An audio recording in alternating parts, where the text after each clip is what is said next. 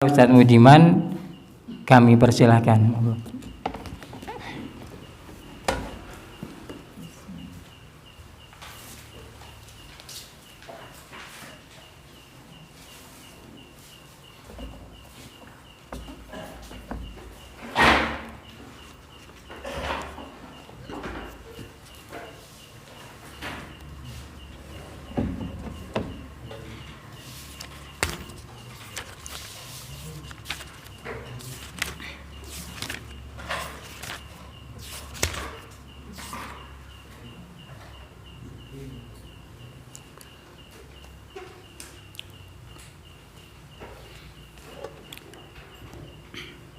Assalamualaikum warahmatullahi wabarakatuh. Alhamdulillah, innal hamdalillah nahmaduhu wa nasta'inuhu wa nastaghfiruh wa natubu ilaihi wa na'udzu bihi min syururi anfusina wa min sayyiati a'malina. May yahdihillahu fala mudhillalah wa may yudlilhu fala hadiyalah. Asyhadu an la ilaha illallah wahdahu la syarikalah wa asyhadu anna Muhammadan abduhu wa rasuluh. Allahumma salli wa sallim ala rasulika wa habibika Muhammad ibn Abdillah wa ala alihi wa sahbihi wa man ittaba'a huda wa jahada fi sabilihi ila yaumiddin, amma ba'du. Bapak-bapak, ibu-ibu yang berbahagia, pertama-tama kita panjatkan puji dan syukur kehadiran Allah Subhanahu wa taala yang masih melimpahkan kepada kita rahmat, hidayah dan inayahnya. Yang kedua, setelah kita bersyukur kepada Allah, salawat dan salam semoga tercurah pada Nabi kita Nabi Muhammad sallallahu alaihi wasallam sebagai uswah hasanah kita. Yang ketiga, di kesempatan ini kita lanjutkan taklim kita. Kita masih membahas bab enteng-entengan, walaupun enteng tapi ini penting. Karena ini kita masih di bab thaharah atau bab bersuci. Dan suci ini adalah salah satu syarat ketika kita beribadah, karena la yaqbalullahu shalah bi ghairi tuhur. Allah tidak menerima salat kita jika tidak suci. Demikian pula ibadah yang lain juga menganjurkan kepada kita untuk suci.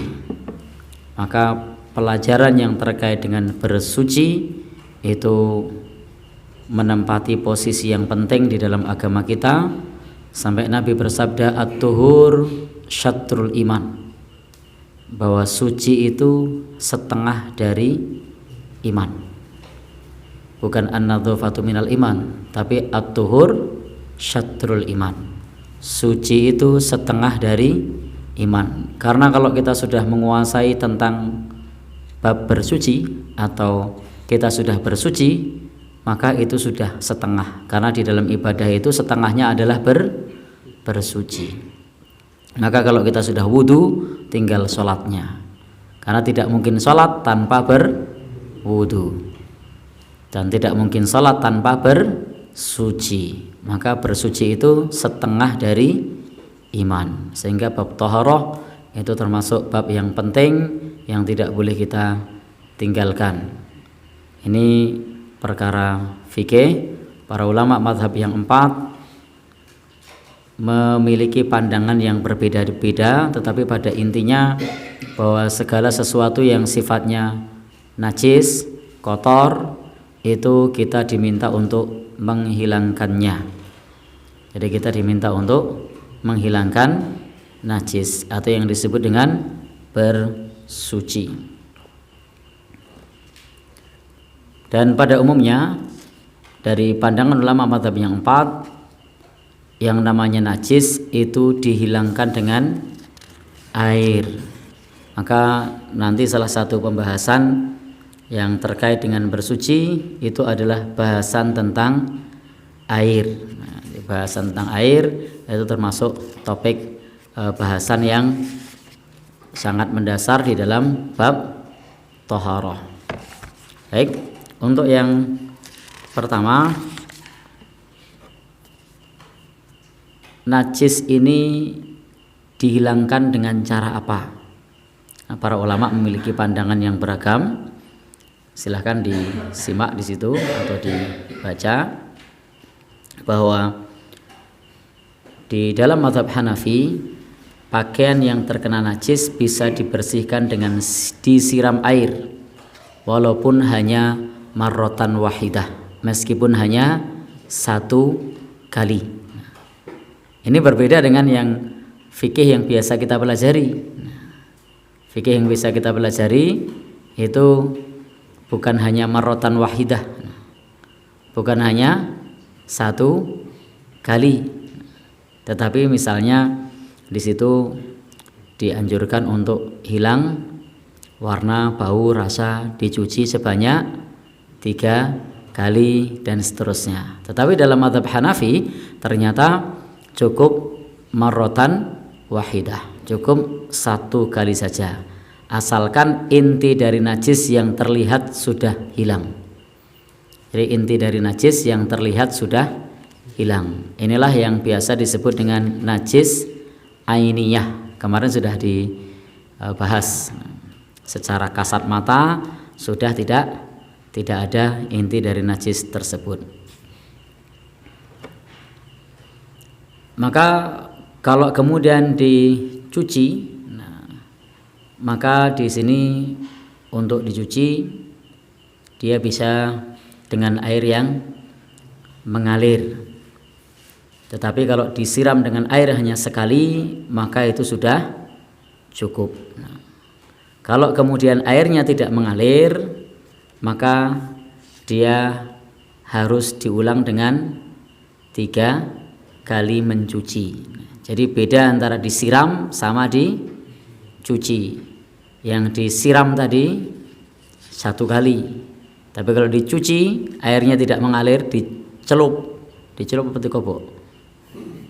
Ya, dicelup, maka itu 3 kali dan harus diperas. Diperasnya di luar air tersebut. Ini 3 kali. Ada perbedaan antara disiram sama dicuci. Bedanya apa? Kalau disiram airnya mengalir. Jadi dicucinya di air yang mengalir atau disiram dengan air, cukup 1 kali. Tetapi kalau itu mencucinya bukan dengan air yang mengalir, bukan disiram, maka harus 3 kali dan diperas. Intinya di sini para ulama ikhtiyat, sangat berhati-hati sekali, karena ada perbedaan kalau dicelup sama dengan air mengalir. Maka perlakuannya pun berbeda. Demikian pula di sini dikemukakan oleh ulama mazhab Hanafi bahwa kalau ada pakaian yang di situ ada warna najis, contoh bangkai, darah, apalagi warna najisnya yang meninggalkan jejak dari najis tersebut, kotoran, maka bisa dibersihkan sampai pewarnanya yang dari bahan najis itu terpisah, meskipun masih ada sisa warnanya. Yang sisa warna ini tidak bisa dihilangkan. Nah, kadang-kadang kain kita yang kena darah, itu darahnya sudah hilang, tapi sisa warnanya masih ada. Sudah tidak berbau, tidak pula berasa, tapi warna masih ada. Ini saya tidak usah kasih contoh apa, tapi sering yang semacam ini. Jadi bekasnya masih ada kalau pernah kena sesuatu. Maka yang bekas semacam ini dianggap la faidata lahu, tidak ada pengaruhnya sama sekali. Jadi tidak ada pengaruhnya sama sekali, karena di sini najis tersebut sudah hilang. Dengan catatan tadi disampaikan di sini sampai pewarnanya yang dari bahan najis itu terpisah. Maka kalau demikian, ini kembali kepada taklim yang sudah kita bahas di kesempatan yang lalu, sehingga warna yang tidak ada bisa dihilangkan tadi masuk pula dalam bab najis yang dimaafkan. Sehingga masuknya kepada najis yang dimaafkan. Maka di sini dibahas dalam pandangan ulama mazhab Hanafi tidak ada faidah di situ. Artinya tidak ada pengaruhnya sama sekali. Baik, Bapak dan Saudara yang berbahagia yang dirahmati oleh Allah Subhanahu wa taala. Kemudian masih menurut bab yang sama, misalnya ketika kita terkena lemak bangkai. Jadi terkena lemak bangkai. Dan memang lemak bangkai ini aslinya adalah najis. Dan najisnya tidak terlihat. Maka ia bisa disucikan jika si pencuci merasa yakin sudah mensucikan tempat najis tanpa bilangan hitungan. Artinya kita meyakini bahwa tempat tersebut ada najis, kemudian najis itu tidak terlihat, maka bisa disucikan sampai yakin bahwasanya najisnya sudah hilang. Jadi ukurannya karena tidak terukur. Kok tidak terukur? Karena najisnya tidak terukur. Najisnya di sini tidak terukur. Kenapa tidak terukur? Tidak terlihat. Jadi kena lemak bangkai. Dan lemak bangkai itu jelas najis dan sudah tidak terlihat. Maka disucikannya juga hukumnya terkait dengan hal ini adalah yakin saja, yakin sudah mensucikan tempat najis. Tetapi di sini bagi orang yang was-was, karena kalau orang was-was itu jangankan tadi terkena sesuatu, tidak kena sesuatu saja merasa masih ada. Maka penyakit was-was di sini harus ditepis, dicuci sebanyak 3 kali cucian. Jadi kalau was-was dicuci sebanyak 3 kali. Untuk apa? Untuk meyakinkan supaya nanti tidak perlu mengulang lagi. Maka bagi teman-teman yang punya penyakit was-was itu bisa diantisipasi. Contohnya tadi diulang sebanyak 3 kali. Dan tidak boleh lebih dari 3, karena bersuci lebih dari 3 itu faqad asa'a wa dzalama. Itu sangat buruk dan zalim. Maka kalau kita was-was ini tadi wudunya bersih atau belum, kalau sudah 3 kali ya sudah, lebih dari 3 kali malah buruk dan zalim. Sehingga tidak dipikirkan lagi kalau sudah dicuci sebanyak 3 kali ini najisnya hilang atau tidak. Karena orang yang was-was itu kadang-kadang sudah bersuci, sudah berwudu aja pengen wudu lagi, sudah mandi pengen mandi lagi. Maka kalau sudah 3 kali sudah tidak perlu was-was lagi. Karena mengulang bersuci lebih dari 3 kali, Nabi bersabda faqad asa'a wa dzalama, maka itu sungguh buruk dan zalim. Disebut oleh Nabi buruk kalau lebih dari 3, maka tidak perlu lebih dari 3. Pilihannya adalah yakini saja bahwa yang sudah dicuci sebanyak 3 kali tadi sudah suci. Karena kalau kemudian diulang yang keempat, yang kelima, justru malah buruk, zalim, membuang-buang air. Ini khusus untuk orang yang was-was. Ini untuk orang yang was-was. Maka bisa diantisipasi dengan 3 kali. Demikian pula yang biasa pipis kalau was-was, itu bisa supaya kita tidak masuk kamar mandi bolak-balik nengok nih celana saya basah enggak. Tengok lagi celana saya basah enggak. Mau sholat aja bisa nengok celana berkali-kali. Saya pernah punya pasien ruqyah seperti itu. Saya sarankan setiap selesai buang air, ambil air, celananya perciki air. Untuk apa? Untuk meyakinkan kita bahwa air itu adalah air percikan kita sendiri. Supaya ora ditilak-tilaki. Karena kalau enggak gitu nanti tilak-tilaki. Si najis enggak ya? Mau sholat mesti masuk kamar mandi. Ternyata apa? Pipis. Enggak, ngecek celana. Kan trouble ini. Jadi enggak usah dicek-cek aja. Udah dibasahin saja sekalian. Kalau dicek ya jelas basah. Tadi kena cipratan air. Itu hanya untuk antisipasi saja. Kemudian untuk lantai, ini masih dalam mazhab Hanafi, yang terkena najis, maka cara mensucikannya adalah dengan menuangkan air bersih di atasnya sebanyak 3 kali. Lantai. Ini dalilnya adalah orang Badui yang pada saat itu pipis di masjid. Nah, karena orang Badui ini pipis di masjid, pada saat itu Nabi perintahkan apa? Disiram seember air. Nah, maka di sini juga kalau lantai itu najis, cara mensucikannya menurut mazhab Hanafi menuangkan air bersih di atasnya sebanyak 3 kali. Dan pada tiap kali siraman dikeringkan dengan kain lap yang bersih. Nah, jadi setiap kali menyiram dikeringkan dengan kain lap yang bersih. Ini pandangan ulama mazhab Hanafi seperti itu kalau kita mau membersihkan najis yang ada di lantai. Dan ini double membersihkannya, tidak hanya sekedar dituangkan air tapi dikeringkan dengan kain pel atau kain lap. Tetapi jika air yang disiramkan itu banyak, lalu kemudian tidak ada bekas najis yang tertinggal, maka sudah dianggap suci. Begitu pula lantai atau yang semacamnya, ia suci jika kering. Jadi tidak perlu lagi dibersihkan dengan air. Karena kemarin sudah saya sampaikan bahwa dalam mazhab Hanafi itu salah satu pendapat dalam mazhab Hanafi. Ingat ketika kita sebut mazhab itu bukan berarti Imam Abu Hanifah. Karena dalam mazhab Hanafi sendiri dalam satu pendapat itu dalam satu bab itu pendapatnya beragam.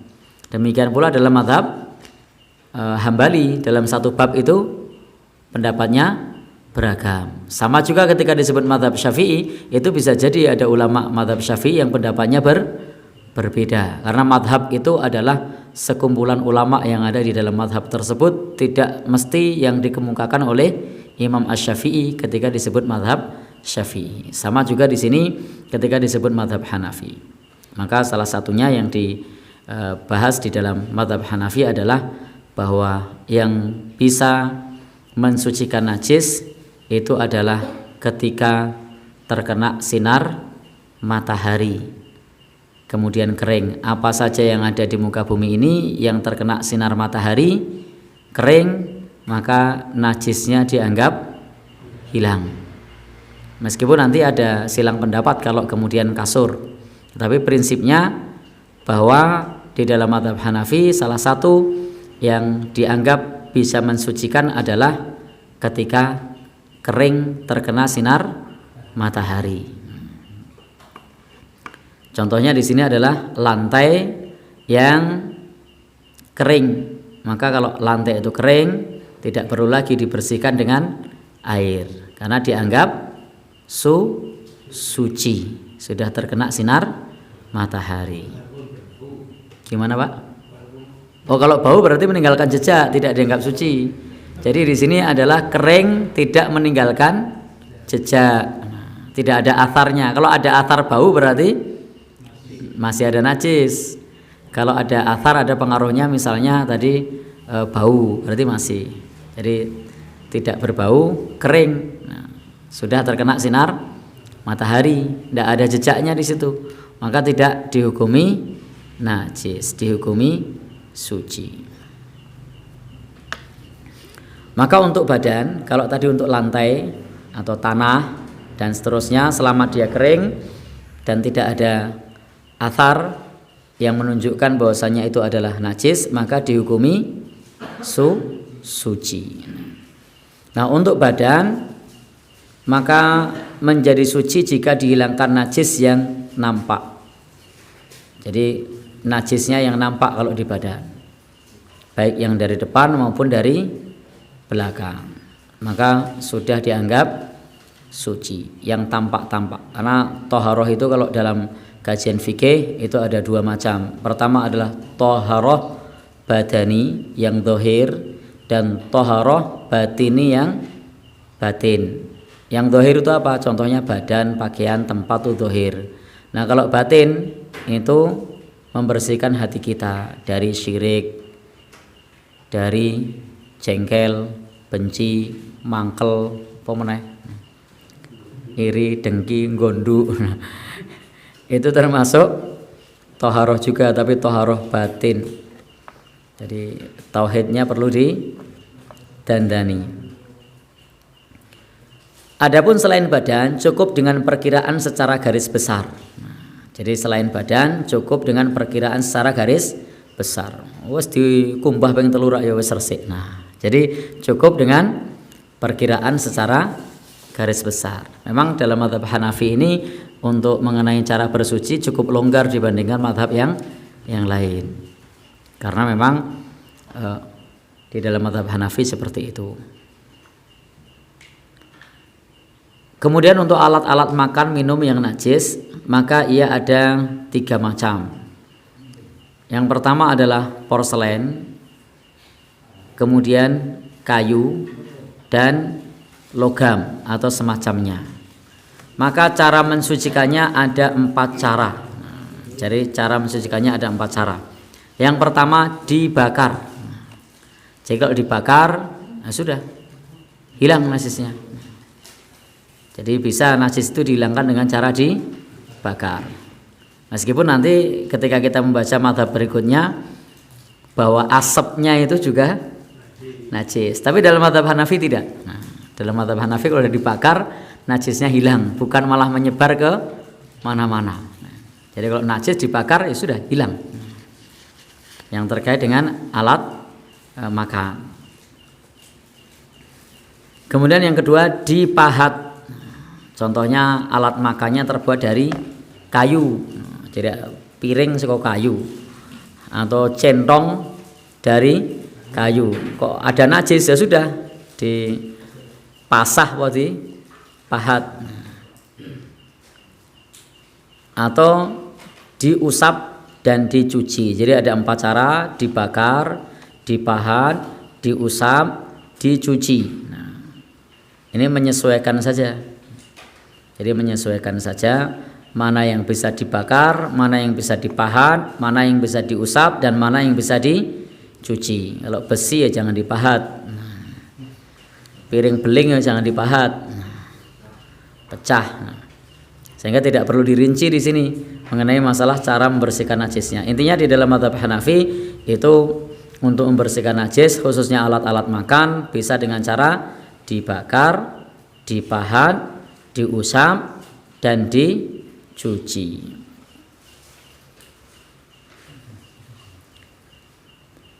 Nah, kalau di catatan teman-teman di situ disebutkan contohnya adalah alat minum dari porselen atau dari batu. Ketika dibakar dia tidak akan habis. Nah, maka cukup dibakar. Alat makannya dari batu misalnya, lumpang, cowek, maka cukup susah dibersihkan, bakar. Nanti bisa dipakai lagi. Ini tentu tadi saya sampaikan menyesuaikan mana yang bisa dibakar, mana yang tidak. Kalau ini jangan dibakar, pecah. Ya. Maka dikasih contoh adalah porselen atau batu yang terkena najis, itu bisa dicucikan dengan cara dibakar. Bapak dan saudara-saudara, ibu-ibu yang berbahagia yang dirahmati Allah Subhanahu wa taala, bisa pula dicuci dengan air. Caranya sama seperti mensucikan barang yang lain. Nah, kalau berasal dari kayu maka bisa dengan cara dipahat atau bisa dengan cara dicuci dengan air. Pada prinsipnya mencuci dengan air itu bisa untuk hampir semua jenis najis. Sekiranya barangnya berasal dari besi atau tembaga atau timah atau kaca, maka bisa dibersihkan dengan cara diusap atau dilap. Maka membersihkan najis bisa pula dengan cara diusap. Tidak harus cuci dengan air, dibilas dan seterusnya. Baik, ini penjelasan mengenai bab najis, cara menghilangkannya menurut mazhab Hanafi. Teman-teman bisa simak lagi yang berikutnya. Di situ adalah benda-benda cair yang terkena najis. Sebenarnya untuk saat ini cara seperti yang dikemukakan oleh dalam mazhab Hanafi itu kurang relevan untuk zaman kita ini. Jadi untuk zaman kita ini misalnya seperti minyak yang terkena najis. Nah, kalau saat ini kan kalau minyak terkena najis tidak disucikan. Ya. Jadi bisa alih fungsi. Nah, jadi tidak digunakan untuk masak lagi. Nah, tapi bisa alih fungsi. Kalau zaman itu barangkali berbeda dengan zaman kita ini. Meskipun zaman kita ini minyak mahal, orang tidak akan ngeman kalau minyaknya kena najis, lalu minyaknya tidak dimanfaatkan. Tetapi baiklah, ini tetap kita baca. Kalau ternyata kemudian di benda cair tersebut kena najis, contohnya adalah minyak, maka dengan menyiramkan air ke atasnya lalu mengangkatnya, begitu sebanyak 3 kali. Atau bisa juga dengan cara memasukkannya ke dalam suatu wadah yang berlubang, kan airnya di atas, minyaknya di bawah. Nah, supaya minyaknya masuk ke wadah yang di bawah, sehingga terpisah antara airnya dengan minyaknya. Sebenarnya bagi teman-teman farmasi akan lebih mudah lagi cara memisahkan minyak dengan air. Tetapi di sini bukan bidang keahlian kita. Intinya di sini bahwa kalau benda cair tersebut kena najis, maka bisa dipisahkan, lalu dibuang airnya yang digunakan untuk memisahkan tadi. Adapun kalau benda padat, maka bisa dipotong bagian yang terkena najis dan dibuang. Untuk madu, membersihkannya dengan cara diberi air dan memanaskannya sebanyak 3 kali sampai kembali seperti semula. Madunya sak gelas, naik banyu sak gelas, dimasak sampai sak gelas. Kan airnya menguap. Ya. Baik. Jadi cara membersihkan najis menurut mazhab Hanafi juga bisa dengan cara diuapkan. Jadi lebih longgar dibandingkan mazhab yang lain. Bisa tadi dibakar, bisa dijemur di tengah terik mentari, bisa dipotong, bahkan bisa diuapkan dengan cara dipanaskan. Bapak dan Ibu, ikhwan dan akhwat sekalian yang berbahagia yang dirahmati oleh Allah Subhanahu wa taala. Nah, untuk air yang terkena najis disucikan dengan cara mengalirkan airnya. Contohnya di sini masukkan air dari satu sisi dan keluarkan dari sisi yang lain. Apabila yang terkena najis adalah saluran air, caranya dengan mengucurkan air suci dari salah satu sisinya sampai penuh sehingga mengalir di sisi yang lain. Ini tentu seperti yang tadi saya sampaikan, untuk saat ini biasanya kalau kena najis ya wis diikhlasno. Durung rezekine. Nah, tetapi kalau kemudian teman-teman mau membersihkan dan itu tidak berbahaya dari sisi kesehatan, silahkan boleh mengikuti saran sebagaimana dalam mazhab Hanafi. Kalau sudah jelas najisnya adalah kotoran tikus misalnya, saya tidak ambil pusing. Karena dalam agama kita juga ada perintah untuk tidak membahayakan diri sendiri maupun orang lain. Ad-doror yuzal, satu bahaya harus dihilangkan. Demikian pula Nabi bersabda, la dororo wala diroro, tidak boleh membahayakan diri sendiri maupun orang lain, tidak boleh membahayakan sengaja maupun tidak sengaja. Sudah tampak kena telek tikus, maka tidak perlu kemudian minyaknya ini saring, diambil teleknya lalu dipakai masak. Sudah terbukti secara klinis dan ilmiah bahwasanya kotoran tikus dapat menyebabkan penyakit yang mematikan. Sudah diikhlaskan. Untuk apa? Menghindari bahaya. Nah, maka konteks bagaimana yang dijelaskan oleh mazhab Hanafi ini tadi tentu najis yang tidak berbahaya. Kalau najisnya yang bahaya semacam itu tidak perlu berpikir panjang, menghindari mara bahaya itu lebih diutamakan. Jadi menghindari mara bahaya itu lebih diutamakan. Demikian pula dalam dakwah itu juga menghindari kerusakan itu lebih diutamakan. Masih ingat kaidahnya dalam dakwah? Darul mafasid muqaddamun. Menghindari kerusakan itu didahulukan, diutamakan.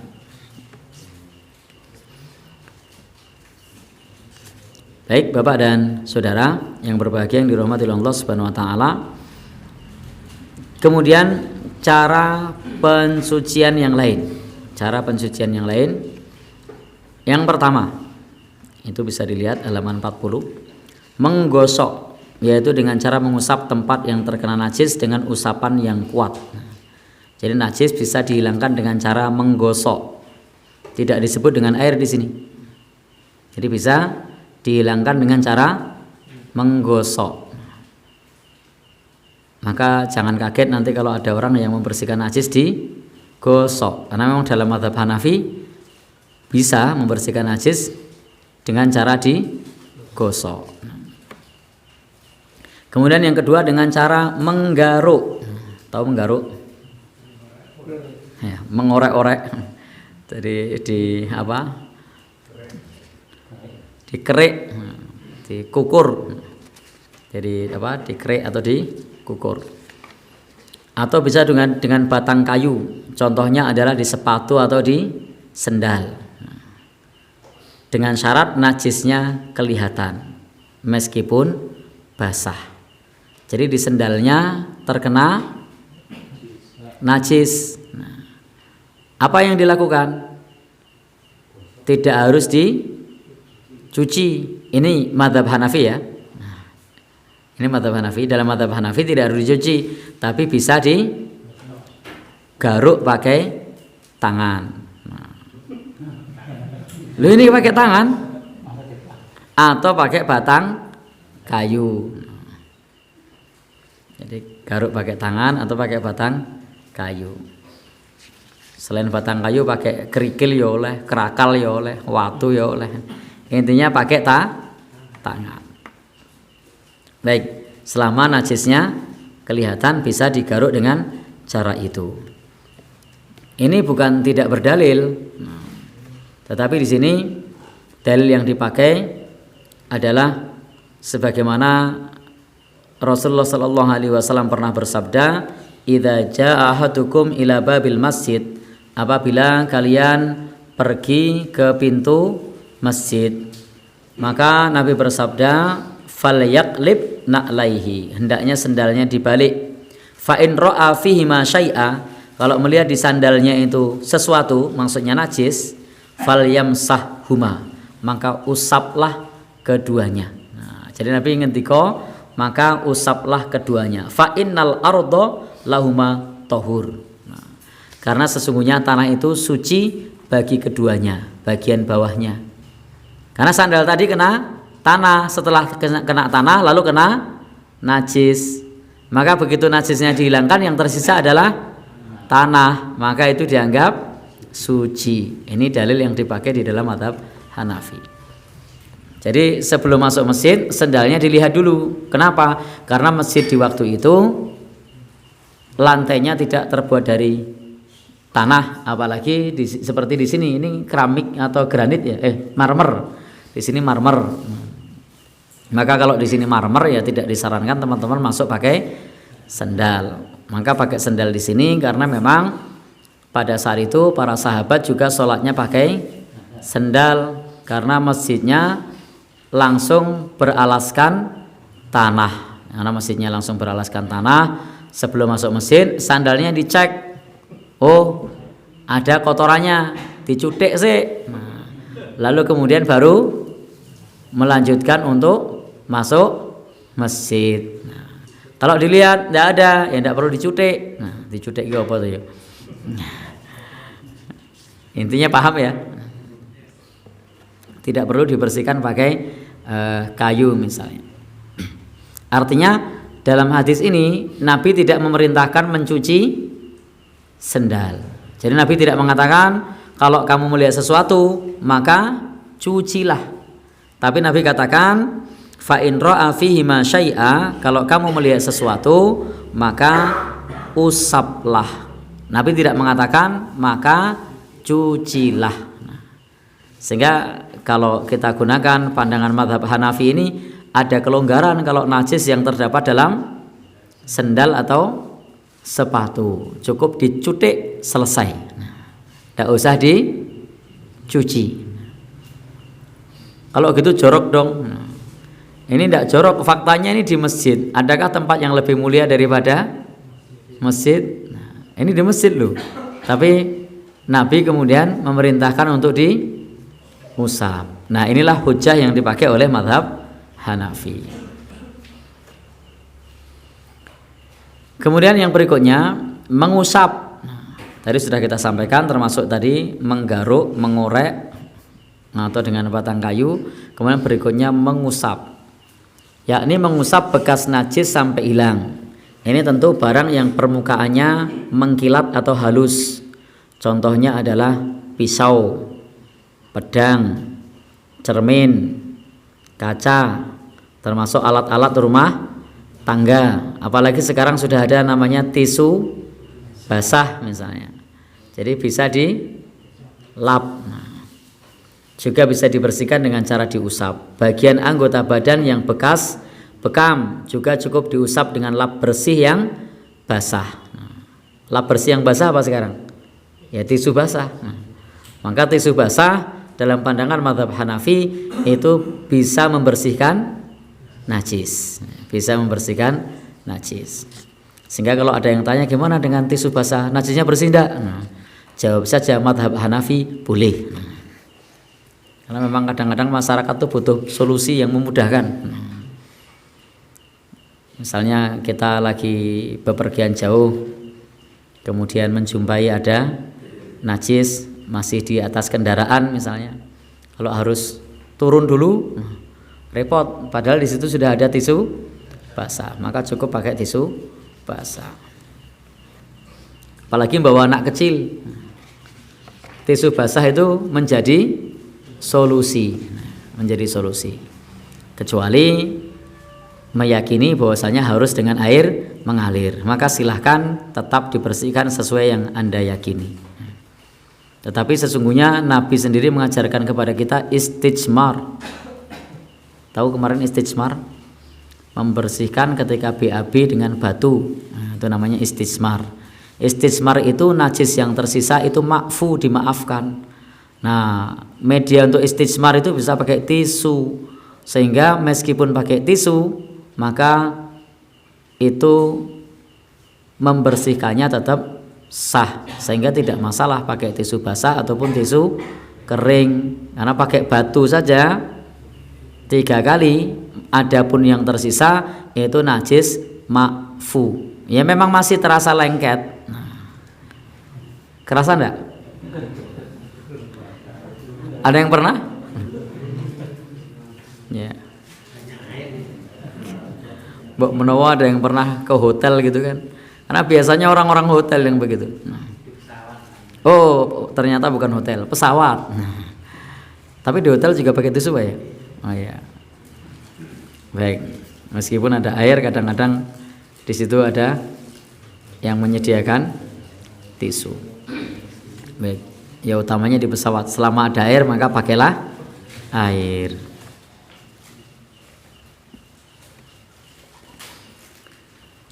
Baik, kita lanjutkan. Kemudian cara yang berikutnya dalam mazhab Hanafi dengan mengeringkan. Jadi najis bisa dihilangkan tadi dengan menggosok, 2 dengan menggaruk, 3 dengan cara mengusap, yang keempat dengan cara mengeringkan. Menjemur di bawah terik matahari, atau kering karena angin, atau kering dengan sendirinya, seperti pohon dan tumbuh-tumbuhan, terkena najis, lalu kena angin, kering, ya sudah.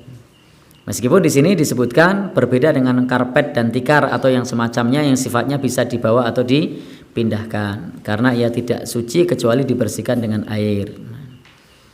Jadi di sini kalau memang mampu untuk dibersihkan dengan air, maka silahkan dibersihkan dengan air. Contohnya tadi tikar, bisa dibersihkan dengan air. Kalau kasur enggak tahu bisa dibersihkan dengan air enggak? Ya? Bisa tapi lama keringnya ya. Baik. Jadi silahkan kalau memang dia tidak mampu dibersihkan dengan air, maka bisa dikeringkan. Tetapi dengan air itu yang terbaik. Zakatul ar yabassuha. Sucinya apa yang di atas bumi adalah keringnya. Jadi sucinya apa yang di atas bumi adalah keringnya. Baik, ini apa yang disampaikan oleh Nabi Shallallahu Alaihi Wasallam terkait apa yang ada di atas bumi. Jadi sholatnya di atasnya adalah sah, namun tidak boleh tayamum di situ. Hal ini dikarenakan sucinya tanah, bukan berarti membuatnya bisa mensucikan. Baik, teman-teman semua yang berbahagia yang dirahmati oleh Allah Subhanahu Wa Taala, artinya kita disyaratkan dalam tayamum adalah sucinya debu atau tanah. Jadi debu atau tanah tersebut kalau kita mau tayamum disyaratkan harus wajhul ar, wajah bumi itu sebagaimana dalam Al-Qur'an dalam mazhab Hanafi disebutkan sha'idan thayyibah, debu yang suci, debu yang baik.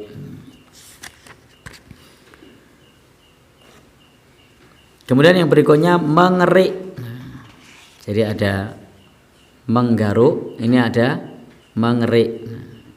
Contohnya pada saat kemarin sudah kita bahas di bab ini, ketika di pakaian Nabi pada saat itu masih tersisa bekas nyun sewu air mani atau sperma, maka kemudian oleh Aisyah itu dikerik. Jadi itu dikerik. Maka ketika ada bekasnya kemudian dikerik itu tidak masalah karena hadis Aisyah mengatakan seperti itu. Meskipun dalam hal ini para ulama berbeda pendapat mengenai masalah mani najis atau tidak. Pembahasan bab ini sudah kita sampaikan di kesempatan yang lalu. Baik teman-teman semua yang berbahagia yang dirahmati Allah Subhanahu Wa Taala. Kemudian dalam mazhab Hanafi bisa pula membersihkan najis itu dengan cara menyisir.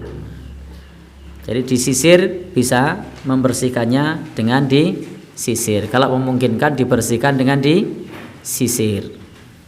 Jadi kain yang terkena najis, seperti kalau di sini contohkan katun dan kapas, maka cara membersihkannya bisa dengan cara disisir. Kalau saya sarankan untuk kain sih dicuci aja.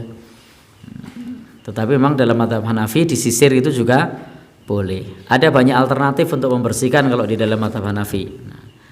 Nanti bisa hitung sendiri berapa alternatifnya itu. Menggosok, menggaruk, mengusap, mengeringkan, mengerik, satu lagi menyisir.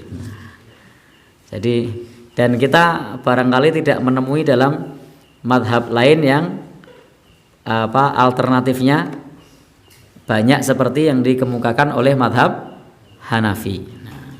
Dalam madhab Hanafi banyak sekali alternatif mensucikan dari najis.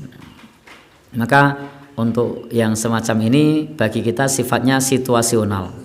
Ya kalau ternyata tidak menemukan air, maka silahkan pakai solusi sebagaimana yang dikemukakan oleh madhab Hanafi.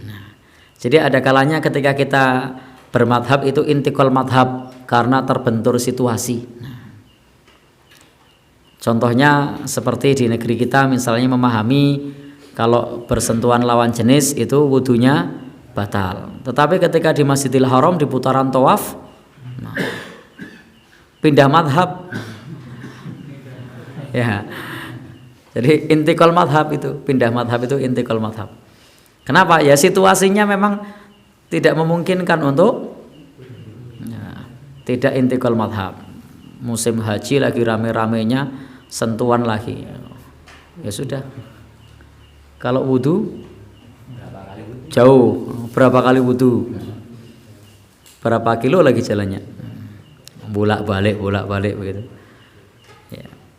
Tawaf sudah dapat 6 kali gitu kan. Batal wudhunya. Baik. Pas mau sholat sentuhan lagi, jajari perempuan mana? Ya. Baik. Maka ini situasional. Sama juga dengan tadi keragaman pendapat sebagaimana dalam mazhab Hanafi, maka ini bisa kita pakai dalam situasi tertentu. Ketika kita tidak menemukan air, bisa digosok, bisa digaruk, bisa diusap, bisa dijemur, bisa dikerik, bahkan bisa disisir. Nah, walaupun barangkali teman-teman kalau kainnya kena najis kok disisir itu ya bolong ya. Baik. Rasanya kadang-kadang memang kurang nyaman kalau kita tidak terbiasa. Tetapi harus kita pahami bahwa dalam agama kita istijmar itu diajarkan sebagai solusi ketika tidak menemukan air. Istijmar itu tadi bersuci dengan batu pada saat buang air besar atau buang air kecil. Adapun yang tersisa itu dimaafkan. Maka bisa kita bersuci dengan cara yang lain karena memang airnya sulit, maka yang tersisa itu dimaafkan. Maka kalau istijmar masih peliket itu ada toleransi. Tapi kalau dengan air kok peliket itu tidak ada toleransi. Nah, kenapa? Situasinya berbeda. Jangan pakai air sudah disiram 3 kali, 1, 2, 3 loh kok peliket. Nah iya rong digosok kok. Nah maka ini harus dibersihkan sampai tidak berasa. Tapi beda kalau dengan batu. Dengan batu yang tersisa itu dimaafkan. Kalau dengan air tadi yang disiram biur. Nah, itu yang tersisa belum dimaafkan. Masih terasa. Ya. Baik.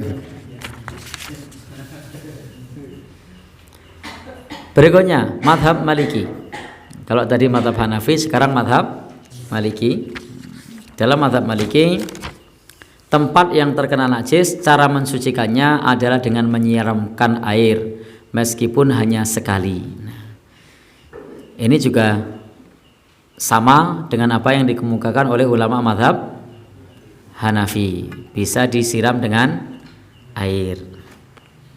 Jika air sudah terpisah, tempatnya sudah suci. Jadi kalau sudah disiram air, kemudian airnya sudah terpisah, sudah keringkan kalau meresap, kalau lantai ya dilap, maka sudah dianggap suci. Dan ada toleransi dalam mazhab Hanafi, dalam mazhab Maliki, kalau masih ada bekas kotoran yang masih tampak, itu tidak apa-apa. Jadi kalau masih ada bekas kotoran yang masih tampak, itu tidak apa-apa. Itu sama persis seperti dalam mazhab Hanafi.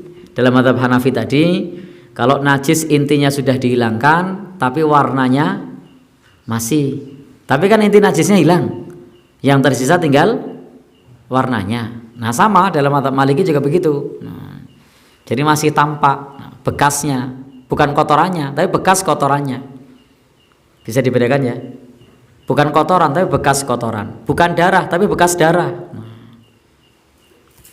jadi apa bedanya? Kalau darah itu bisa dihilangkan, bekas darah itu sulit dihilangkan. Nah, najis itu bisa dihilangkan, bekas najis itu sulit dihilangkan.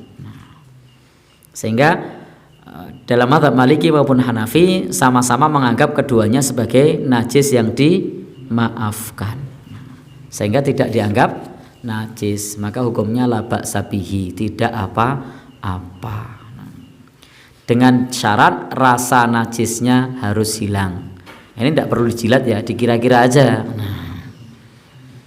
Jadi rasanya hilang, baunya hilang. Baunya sudah hilang, rasanya sudah hilang, tapi kok bekasnya masih ada. Kita kalau ngepel itu kadang-kadang tempat yang lama tidak dipakai gitu. Kemudian ketika sudah dipel itu bekasnya masih ada. Tapi dicium tidak bau. Kemudian kalau dirasakan, saya belum pernah ya, juga tidak berasa. Maka bekas yang semacam itu la ba'sa bihi, tidak apa-apa. Ini mazhab Maliki, sama persis dengan mazhab Hanafi. Baik. Tetapi disyaratkan rasa najisnya harus hilang dari tempat tersebut meskipun susah. Jadi rasa najis tadi harus berusaha dihilangkan. Warna dan baunya harus hilang. Jika hilangnya sulit, seperti tempat yang dicat dengan barang najis, maka ia dihukumi suci. Tadi seperti yang saya sampaikan, ketika di tempat tersebut lama tidak ditempati.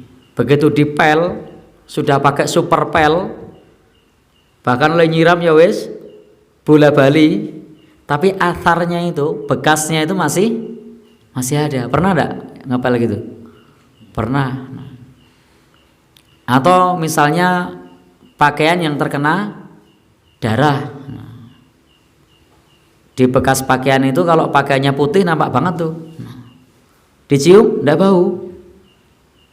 Dirasakan tidak terasa, tapi warna merahnya masih ada.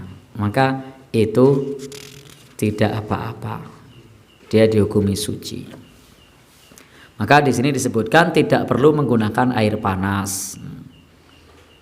Jadi tidak perlu menggunakan air panas. Mungkin karena masih dianggap najisnya masih ada, godoknya wedang disiram. Kainnya karena terkena darah digodok misalnya, mah cepat rusak. Atau dikapurit, mah ting belentong. Tahu ting belentong? Jadi begitu, wah ini kok ada warna nih bekas darah ini.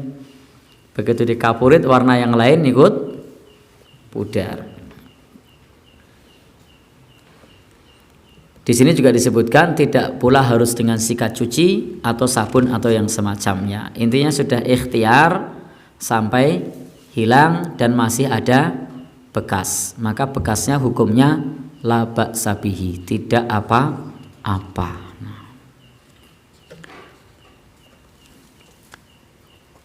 Kemudian berbeda dengan mazhab Hanafi, ini berbeda.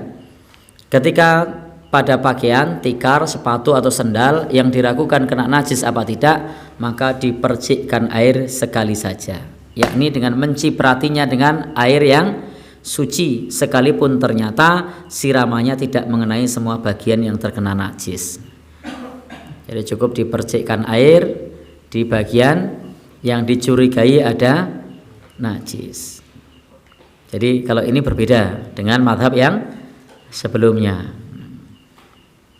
Maka teman-teman semua dengan memahami apa yang disampaikan oleh para ulama yang berbeda ini, kita mencari tahu bahwa para ulama zaman dahulu pun di dalam berpendapat ada keragaman. Maka tidak masalah kalau hari ini kemudian ada para ustadz yang berpendapat ada keragaman dalam masalah fikih. Karena masalah fikih itu sangat kaya dengan pendapat para ulama.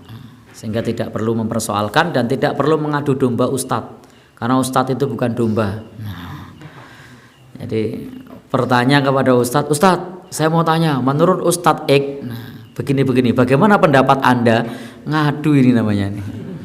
Jadi ya biarkan ustadz X berpendapat, karena memang setiap guru ngaji, setiap ustadz punya guru, punya rujukan, punya sumber, bisa jadi pendapatnya berbeda. Jadi tidak perlu kemudian mengadukan kepada ustadz yang lain. Ustadz saya mau tanya tentang hukum ini. Ustadznya sudah jawab, hukumnya adalah B. Setelah itu ustadz tanya lagi, kok kata ustadz X hukumnya C ya? Tidak perlu diadu. Antum mau pilih B atau pilih C. Menurut antum kuat B atau kuat C? Nggak usah diomongin sama ustadznya. Nah, itu namanya ngadu guru ngaji. Padahal guru ngaji itu. Maka mestinya sudah kedua ustadz tadi punya pendapat dan landasan yang berbeda. Yang muaranya bisa jadi sama. Karena ini dalam masalah fikih, ijtihad itu kalau benar pahalanya 2, kalau salah pahalanya 1. Hanya saja kalau saya pribadi itu tidak punya kapasitas untuk beristihad. Karena saya itu ketika menyampaikan sesuatu sifatnya hanya memilih pendapat yang sudah ada. Karena tidak sampai derajat sebagai seorang mujtahid, masih sebatas qori, membaca dari apa yang ditulis oleh para ulama kemudian saya milih. Jadi kita semua yang hadir di sini tidak punya kapasitas untuk beristihad. Kapasitas kita hanya memilih pendapat para ulama yang mampu beristihad. Jadi kita ini cuma user, pengguna. Jadi kita ini bukan tukang masak, tapi kita ini langsung ada sajian di situ, ada tempe, ada tahu, ada telur gitu kan. Mau milih yang mana? Wah, saya ini pagi-pagi cocoknya godokan misalnya, biar ndak serak. Ada yang lain, wah saya ini pagi-pagi biar energinya tambah kuat, ayam goreng. Ya semuanya punya pilihan masing-masing. Karena kita bukan meracik, bukan yang masak, tapi kita tinggal menggunakan pendapat ulama yang ada. Sehingga kita pilih yang menurut kita lebih kuat. Dilihat, ditinjau dari sisi dalil-dalil yang ada. Silahkan dipilih. Termasuk dalam masalah ini kita memilih dari apa yang disampaikan oleh para ulama, karena memang kita tidak punya kapasitas untuk beristihad. Kita hanya user, kita hanya pengguna, hanya pembeli, bukan pembuat. Kita pembeli. Baik, kita lanjutkan. Adapun badan dan tanah atau lantai yang diragukan kena najis apa tidak, maka ia tidak bisa suci kecuali dengan disiram air. Karena memercikkan air itu berbeda dengan kias, jadi cukup dengan yang terdapat dalam teks. Maka kalau untuk tanah itu ada teksnya. Apa teksnya? Orang Badui yang pipis.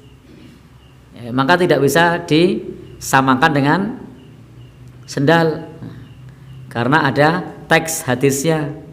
Teks hadisnya diapakan? Disiram. Berarti tidak cukup dengan kias. Karena berbeda antara tanah dengan sendal. Maka dalilnya apa? Teksnya pada saat itu disiram. Ya sudah, disiram. Itu untuk tanah. Untuk pakaian, tikar, khuf dan sandal itu juga tadi disampaikan, sudah dijelaskan, bisa dipercikkan air jika diragukan kena najis atau tidak. Kemudian sekiranya dicuci dengan air itu lebih berhati-hati, maka tidak masalah, karena itu hukum asal bersuci itu dengan air. Jadi hukum asal bersuci itu dengan air. Inilah yang disebut dengan ikhtiyat, berhati-hati. Maka dengan air berhati-hati dicuci itu lebih baik atau lebih utama. Maka teman-teman kalau misalnya mau dengan cara dipercikkan air silahkan, tetapi kalau dicuci itu lebih utama. Yang dipercikkan air tadi untuk yang diragukan loh ini. Jadi pakaian atau tikar atau sepatu atau sendal ragu ada najis atau tidak, maka cukup diperciki air. Bukan nyata ada najis, tapi ragu najis ora ya wis disiram wae, dipercikkan pakai air.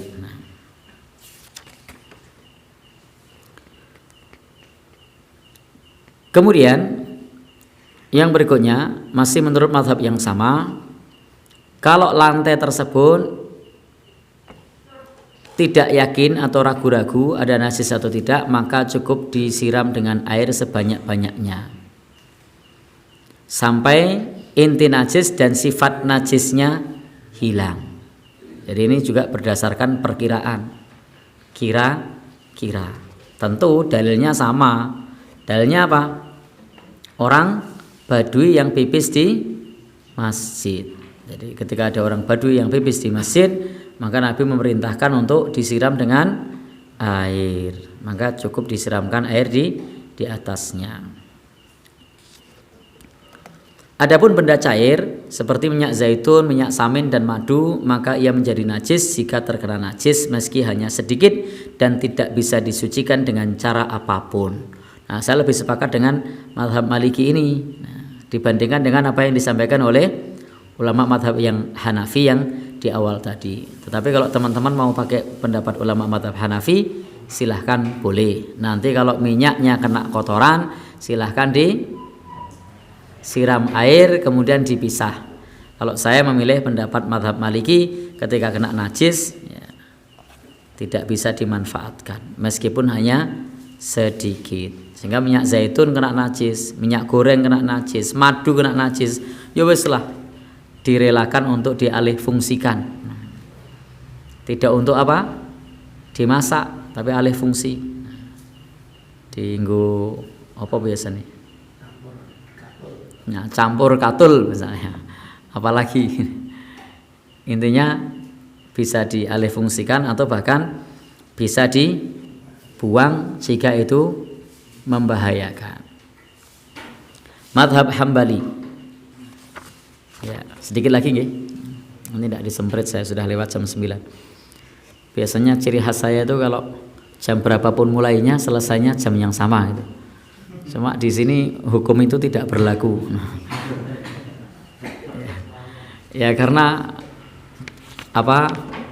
Kitab panduannya ini panjang dan tidak bisa prediksi selesainya sampai jam berapa. Nah, berbeda ketika panduannya pendek itu bisa ditarget. Ini harus kalau misalnya 2 sudah kita sampaikan, yang 2 tidak disampaikan ganjel nanti. Nah, bagaimana pendapat mazhab Hambali dan Syafi'i belum? Nah, sudah 2, minggu depan yang 2 lagi itu sudah rasanya sudah beda. Yang kemarin sudah lupa, maka ini harus selesai satu paket 4. Nah.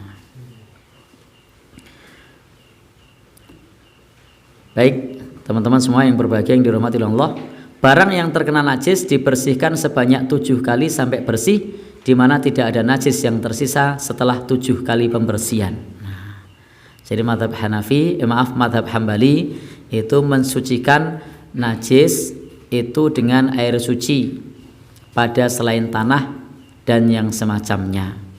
Maka barang yang terkena najis bisa dibersihkan sebanyak 7 kali. Ini tentu najis besar sampai hilang baik warna, rasa maupun baunya.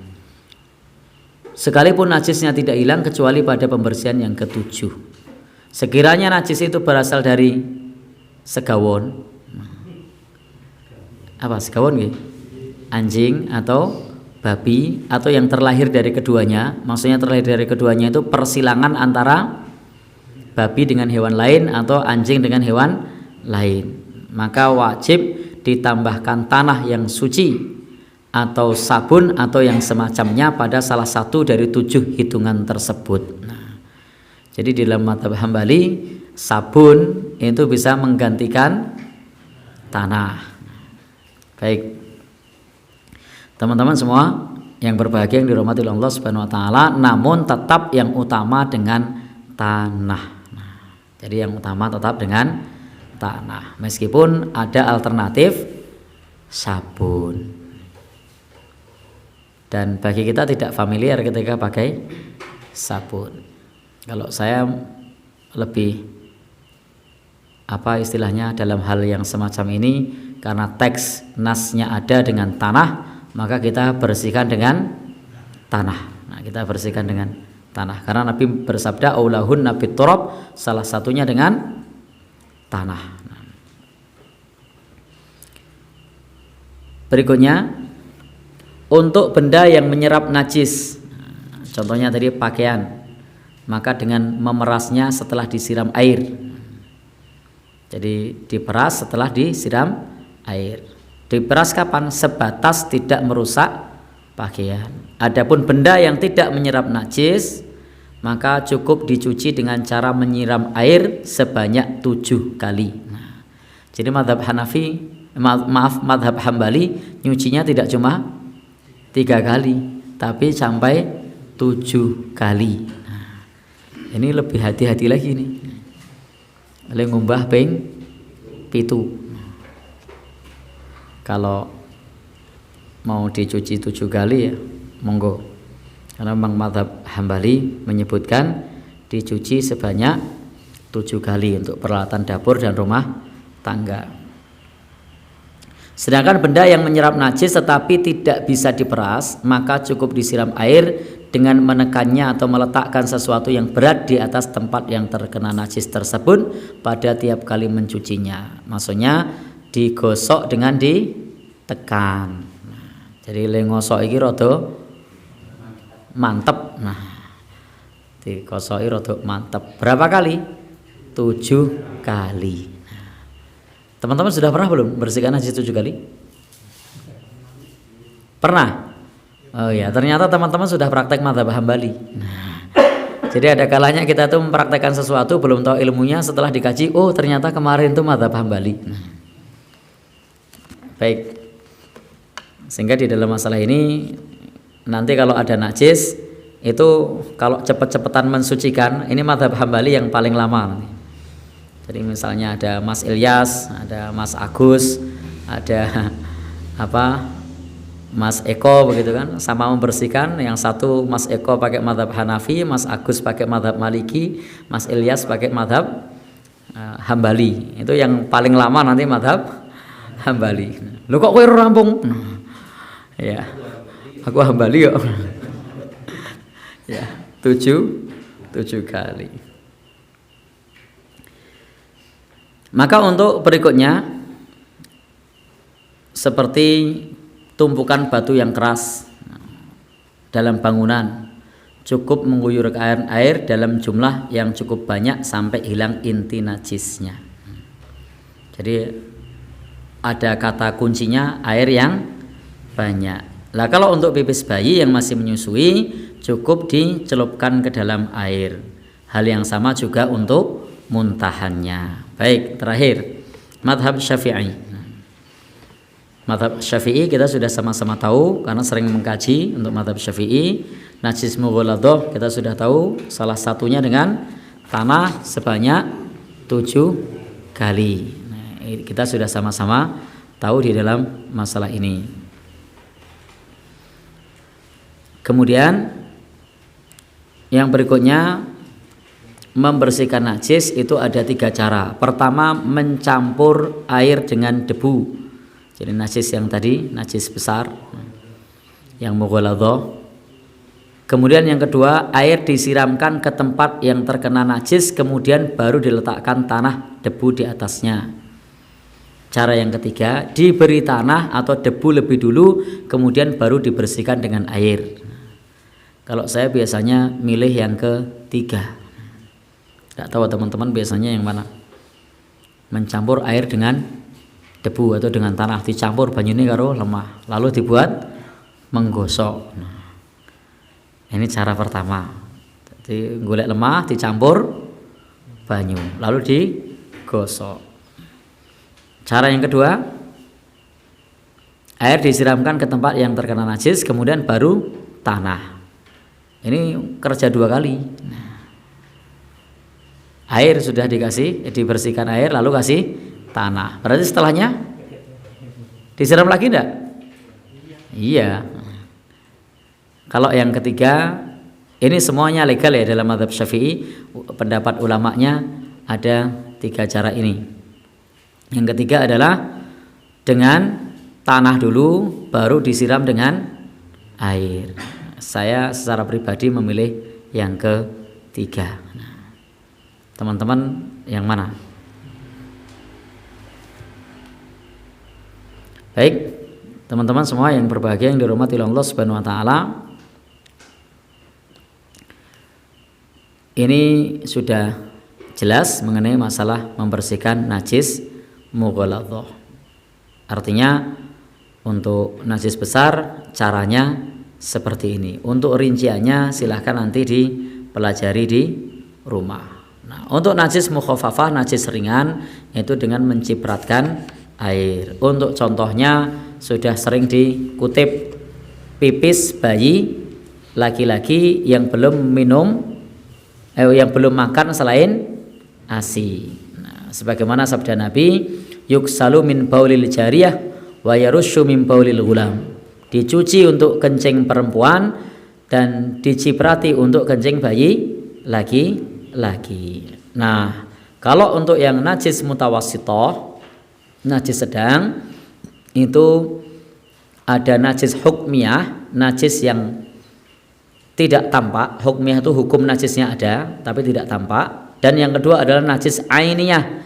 Najis ainiyah itu najis yang tampak tetapi tidak istilahnya, najis ainiyah itu najis yang tampak, yang memiliki wujud, rasa, warna dan bau. Itu ainiyah. Ketok moto itu ain kata ain itu mata, ketok moto ainiyah itu. Jadi kalau hukmiyah itu ora ketok moto ning mambu. Nah, maka cara membersihkannya adalah untuk najis yang mutawassithah itu sebagaimana yang sudah sering kita kaji, sampai hilang warna, bau dan rasanya. Itu untuk najis yang mutawassithah prinsipnya seperti itu. Untuk pendalaman materinya silahkan nanti dibaca sendiri di rumah. Sampai di sini ada yang ingin disampaikan?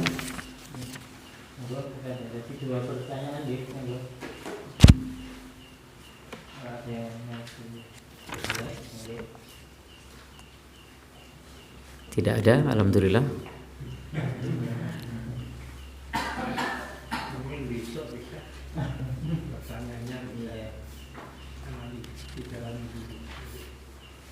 Ya.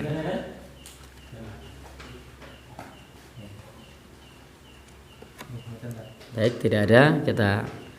Dari saya cukupkan sekian. Saya kembalikan kepada Bopo Pranoto Hadicoro. Wassalamualaikum warahmatullahi wabarakatuh.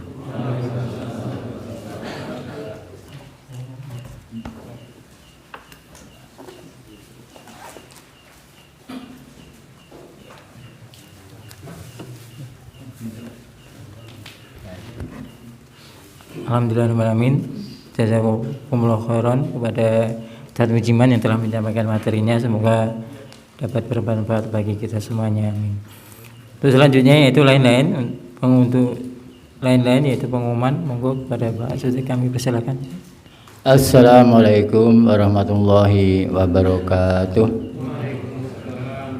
Alhamdulillahirabbil alamin wassalatu wassalamu ala Rasulillah wa ala alihi washabihi wa man tabi'ahu ila yaumil qiyamah. Asyhadu an la ilaha illallah wa asyhadu anna Muhammadan abduhu wa rasuluhu amma ba'd. Panjenenganipun sepuh kita Bapak Haji Mulyono ingkang kita bektosi, dumateng Bapak Ustaz Bapak Mujiman ingkang kita hormati, kanca sedaya ingkang kita hormati. Langkung rumiyin monggo kita tansah kembali ngaturaken rasa syukur tansah wonten kasutan Gusti Allah. Alhamdulillahirabbil alamin. Bilih wonten dalem menika kita tansah ketepan raos iman, Islam lan ketakwaan. Sehingga wonten ing dalem menika kita saged nggih sareng-sareng dari pengawasan rutin malam Senin wonten ing Al Khair menika kanthi Ustadz ingkang kontinu ya, terus materi juga berurutan. Semoga bisa menjadikan pengetahuan kita yang tersambung. Salawat dan salam tercurah dari junjungan kita kanjeng Nabi Agung Muhammad sallallahu alaihi wasallam, pada keluarganya, sahabat-sahabatnya, insya Allah pada kita sekalian termasuk pendereknya. Amin ya rabbal alamin. Bapak Ibu yang kita hormati, wonten ing mriki sepisan kita Nggih, ngaturaken ageng panuwun awit rawuhipun sedaya jamaah ndereki pengawasan rutin tiap malam Senin menika. Salajengipun kita ngaturaken nggih setunggaling undangan bilih benjang malam Senin menika kita badhe kerawuhan malam Kamis benjang nggih malam Kamis nggih malam Kamis mungkin apa? Oh iya malam Kamis benjang kita badhe kerawuhan Ustadz saking pengurus PDHI pusat menika badhe kepengin silaturahmi kepengin nggih pitepangan kalian bapak-bapak sedaya ibu-ibu dereng kula sebut ibu ini wonten ibu-ibu wonten level nyuwun sewu ibu-ibu dereng kula sebut nggih bilih kanthi menika benjang malam Senin benjang Senin malam Kamis malam Kamis kula suwun rawuhipun nggih wonten iki bakda Isya mangke ndereki pengawasan ugi nggih silaturahmi lan pengawasan lan pitepangan lan mangke saderengipun nggih rakyat sedaya mangke taksin nggih tetep dijalankan lan mangke kasambung menika atur pangandikan pengawasan saking pengurus pusat PDHI kanthi menika kula suwun rawuhipun nggih pengurus PDHI menika ingkang samangke lan sakmenika tansah bantu dhateng kita sedaya babagan ke depan bilih rumah Al-Qur'an menika badhe pun paket dados pesantren nggih menika sehingga menika menawi mangke saking PDHI pusat menika ngertos kegiatan-kegiatan wonten iki menika kanthi trenten lan kathah ingkang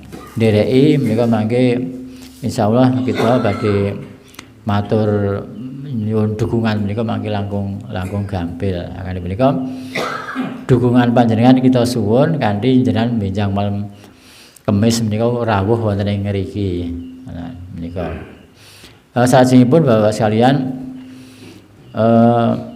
kita aturaken ageng panuwun menika sedekah panjenengan wonten ing dalu menika nggih wonten roti wonten jagung nggih menika jagung saking rencang kita piyambak nggih pun kula sebuti piyambak pun kula sebuti jenengan mesti mangertos bilih jagung niki dipanen sebelum waktunya dipanen karena yang manen itu punya kepentingan.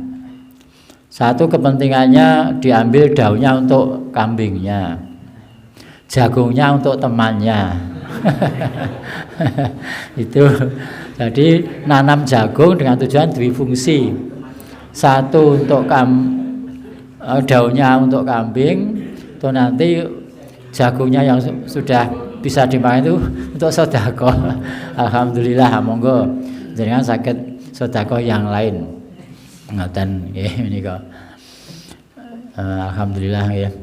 Salajengipun Bapak-bapak sekalian, kula nate matur bilih kita menika pikantuk wakaf ingkang disifatipun menika apa jenenge?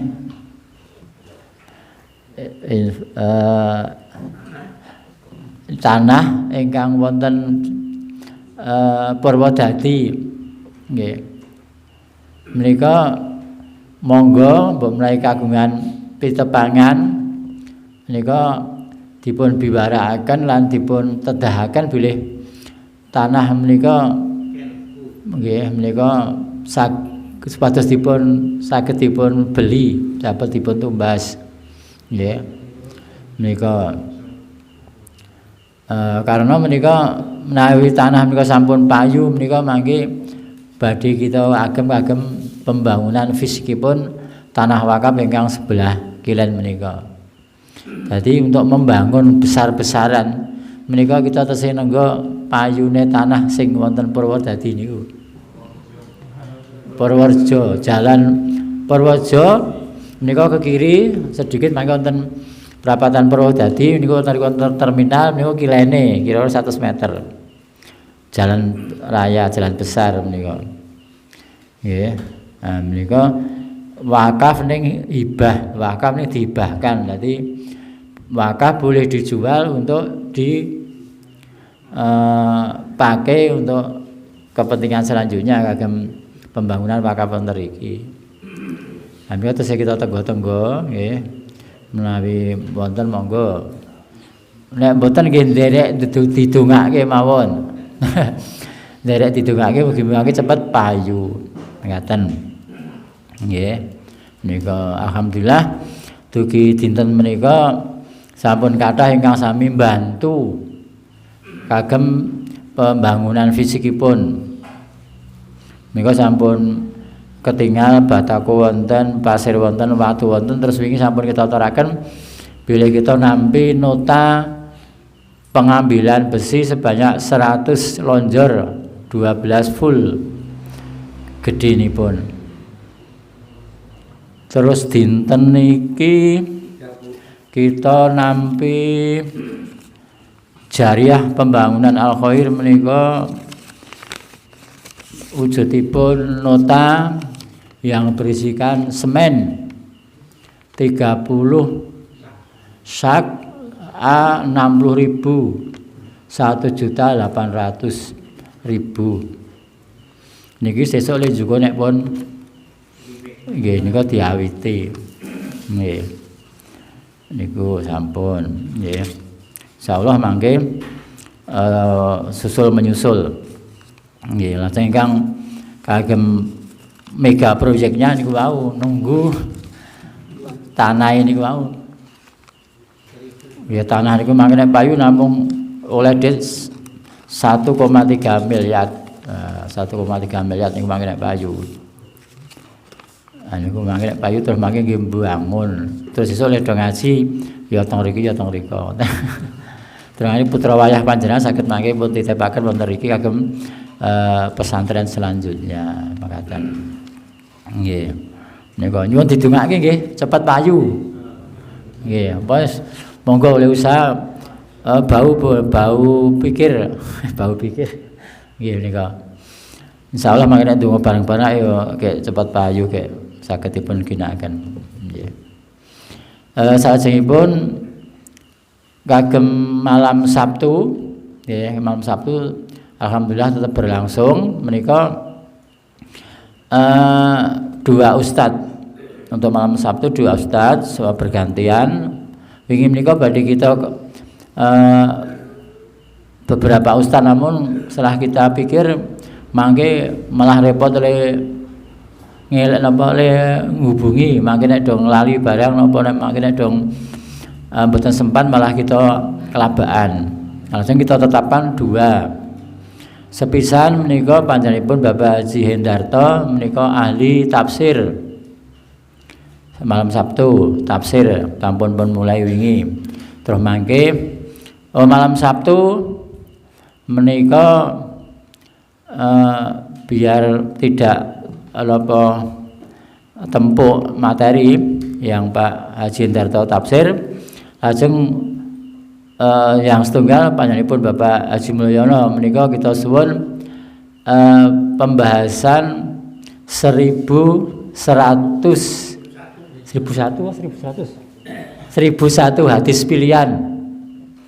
1001 hadis pilihan menika. Menika gentosan malam Setu wingi menika Bapak Haji Mulyono, malam Setu minjang menika Pak Haji Hendarto nglajengaken tafsir muter ngoten 2 minggu sekali. Nggih.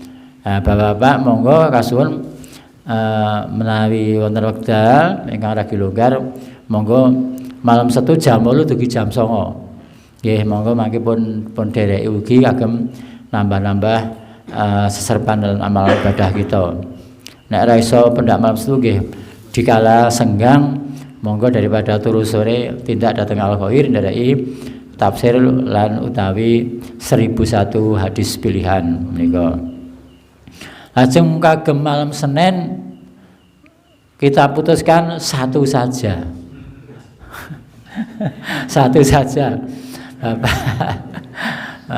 Ustaz kita Bapak Mujiman. Mangke nek gonta-ganti nek ora rampung mangke niku fikih 6 madzhab 4 madzhab yang dari 6 buku tebal mangke nek mboten rampung. So mangke badhe kula lajengaken mangke sudah kita siapkan dari buku apa itu Pak? Umam apa? Yang 16 jilid Al-Um. Nah, sama setelah 4 madzhab 6 jilid yang tebal sekian ini ya. Selesai Ustaz jam nanti bersama kita suwun niki bedah buku 16 jilid sementen niki. Niku Al-Um.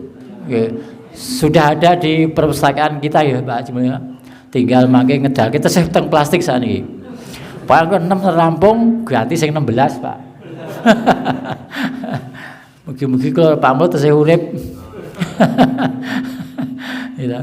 Niku tadi mangke atase sambung mangke wonten rika-rika pengajian umum boten napa-napa teng mriki pokoke niku urut ngoten pun kajeng kita punya sebuah pegangan ilmu yang betul-betul apa nggih mendasar nggih lan urut ngoten mboten teng prencat krungu kono malah bingung nggih.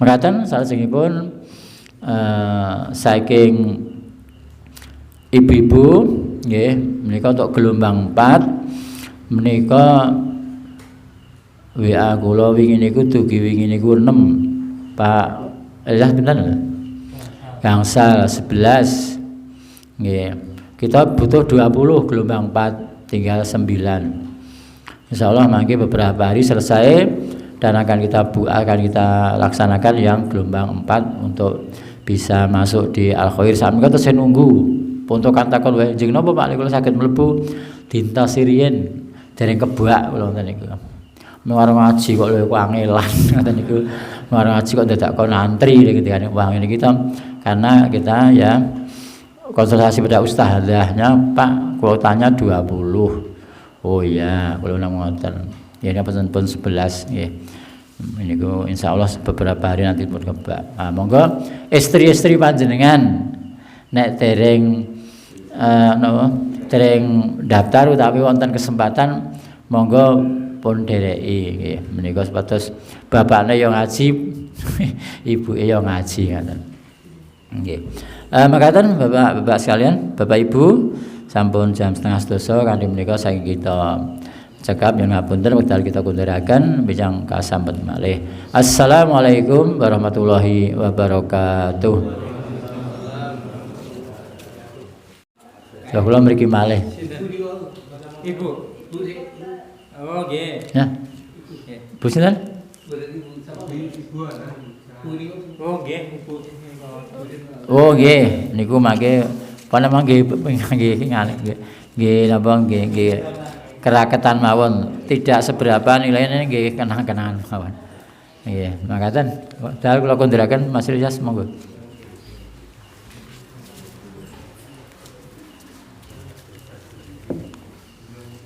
Matur nuwun buat maksudnya ingkang sampun aturaken pengumuman nggih, informasi nggih. Kalau tambah sedikit niki bahwasanya untuk pembelajaran kita membaca Al-Qur'an di sini itu metodenya memakai metode Umi, tapi bukunya memakai Iqra. Tapi insya Allah metodenya sama seperti metode Umi nggih. Karena kemarin itu susah untuk cari ustadznya. Tapi insya Allah sama dengan itu ya. Nanti dan berbeda dengan pembelajaran Iqra yang sebelumnya kita dapatkan gitu insya Allah. Dan tidak cuman belajar membaca Iqra, tapi kita dapat juga tahfidnya, tahfidz doa-doa dan tahfidz Al-Qur'annya nanti insya Allah. Jadi kalau gambarannya ibu-ibu itu di sini kalau panjenengan mersani ibu-ibu di sini ngaji itu nyenengke, cuman ger-geran tok. Jadi pada saat ujian itu kalau salut sekali karena simbah-simbah yang udah usianya 60 lebih itu masih belajar ikroknya dibawa, datang awal ikroknya dibawa. Wah, semangatnya ya Allah, Masya Allah. Nah, monggo nanti kalau kapan-kapan mau mersani boleh. Ya, itu tadi masih ada kuota untuk ibu-ibu gelombang 4 ya, 2 kelas insya Allah nanti dibagi 2 kelas 20 itu masih ada 9 kuotanya. Oke, monggo silakan yang berkenan untuk ikut bisa mendaftar. Demikian untuk acara insya Allah. Oh iya, anak-anak juga masih ada kuota nggih. Insya Allah kuotanya berapa belum saya hitung lagi ini kemarin. Nggih. Oh, lebih 5 menit nggih. Karena insya Allah kajian kita biar tidak terlalu malam diusahakan nanti jam 9.30 selesai insya Allah. Kalau tidak ada yang lagi. Dan demikian untuk acara pada malam hari ini. Terima kasih kepada Bapak Ibu sekalian yang telah hadir. Semoga menjadi amal panjenengan semuanya. Amin. Baik, untuk selanjutnya yaitu penutup. Marilah kita tutup acara pada malam hari ini dengan membaca doa kafaratul majelis. Subhanakallahumma wa bihamdika asyhadu an la ilaha illa anta astaghfiruka wa atubu ilaik. Amin. Sekian dari saya, banyak salahnya mohon maaf. Assalamualaikum warahmatullahi wabarakatuh.